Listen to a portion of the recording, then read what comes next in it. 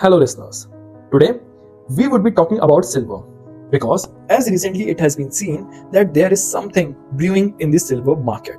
Silver recently has also crossed 1 lakh rupees per kilogram for the first time, while the gold has hit record highs of 81,000 per 10 grams over the past year. The silver has jumped with 17.6%, outpacing the gold's 13.4% rise. So we can see that the silver is already high as compared to the gold prices. The gold prices has just increased 13.4%, but the silver prices has already jumped 17.6%. Now, what is going on with the silver?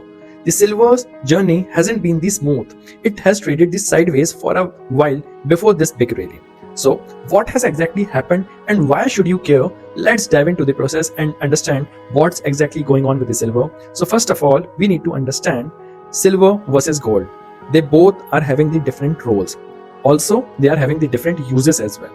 So, first, let's talk about the differences between the silver and gold.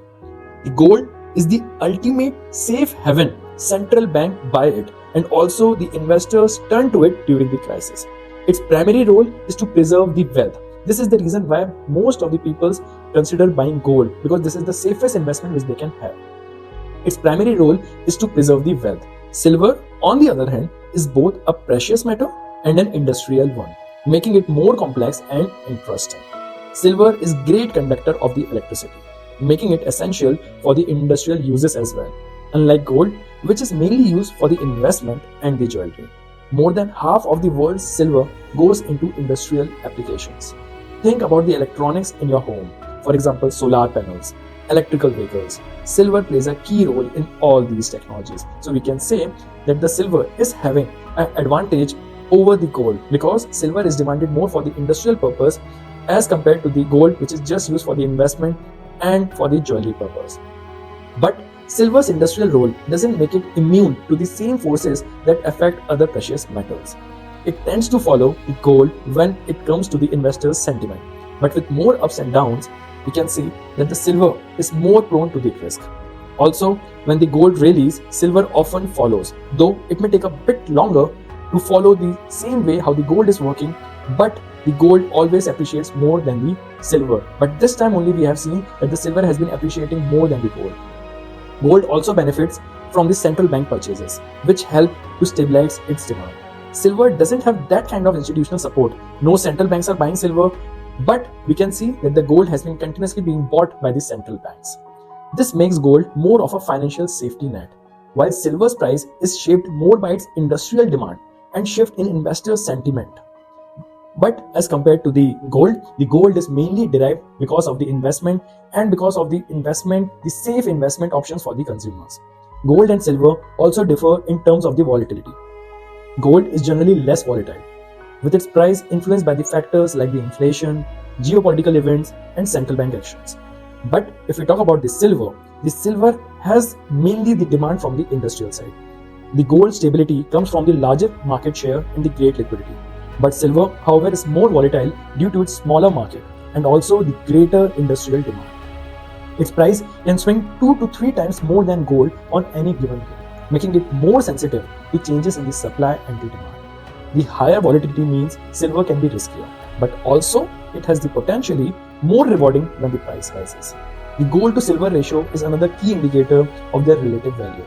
Right now, the ratio is around 80, which means it takes 80 ounces of silver to buy 1 ounce of gold. A high ratio like this suggests that silver might be undervalued compared to the gold. Recently, this elevated ratio reflects stronger demand for gold as a geopolitical hedge. However, if central banks start cutting rates and monetary policy shifts, the usual connection between the gold and silver would come back into the play, narrowing the ratio and giving silver a boost. So, what's driving the silver's recent rise? This is the main topic what we are concerned about. So what's behind the surge in the silver prices? One of the biggest factors is the demand from the global shift towards the cleaner energy. Silver is in high demand because of its photovoltaic PV applications, basically in the solar panels. Solar power has been booming with installations exceeding expectations in the 2023. The PV sector alone used about 161 million ounces of silver last year, and demand is expected to keep rising as newer, more efficient solar cells that require more silver has become more common nowadays. So basically, the demand for the silver has mainly risen because of the demand for the solar panels, because of its great conduct of the electricity in silver. Another key driver is the increasing use of the electric vehicles and also the technologies like 5G and artificial intelligence. These advancements require more electronics, which means more of the silver. Building the infrastructure for battery charging and upgrading the electrical grid also requires a lot of silver. And as these sectors grow, they are pulling silver demand along with them. On the supply side, keeping up has been tough. Last year, silver mine production was slightly down at around 830.5 million ounces. Global silver production has faced challenges like the strikes, lower ore quality, mine closures. A significant factor in the decline was the suspension of the operations at Penasquito, one of Mexico's largest silver mines.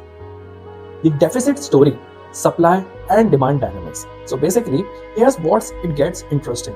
We are now in the third straight year of a silver supply deficit. Whenever there is a deficiency in supply and the demand for the product is more, always the price tends to rise. In 2023, that deficit has reached 194 million ounces, one of the largest ever recorded. Even though overall demand dropped by about 7%, industrial demand kept growing.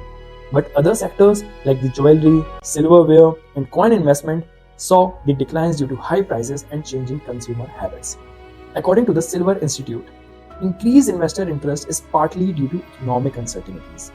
As investors look for the ways to diversify during unpredictable economic times, silver has become a preferred choice alongside the gold.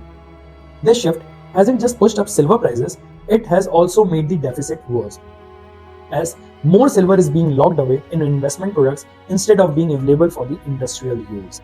But the question is, why does this matter? Deficits eventually lead to a tighter supplies, while help keep the prices higher. Even though there's still plenty of silver stored in the vaults, these ongoing deficits are gradually eating into those reserves. Once stockpiles start to shrink, we could see a real squeeze in the market.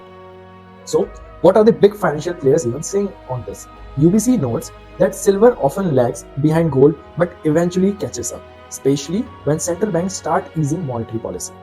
With the Federal Reserve expected to cut rates further, UBS believes this could set the stage for another rise in silver prices. JP Morgan, however, takes a more cautious view.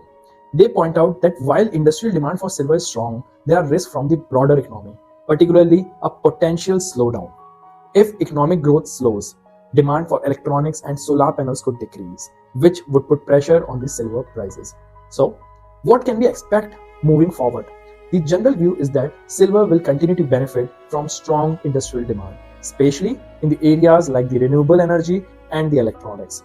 But the path will be bumpy, with another significant market deficit expected in 2024, driven by the ongoing industrial demand and a limited supply. Silver's fundamentals looks very strong. One possible outcome is that if the transition to the cleaner energy speeds up faster than expected, silver could see an even sharper increase in the demand, driving the prices even more higher. On the other hand, if global economic growth slows down, or if new technologies reduce the need for silver in the electronics and solar panels, the price rise might be more moderate. There are still challenges on the horizon. High interest rates have made holding non-yielding assets like silver less appealing. But as monetary policy shifts towards the looser conditions, investors' interest in silver is going to grow.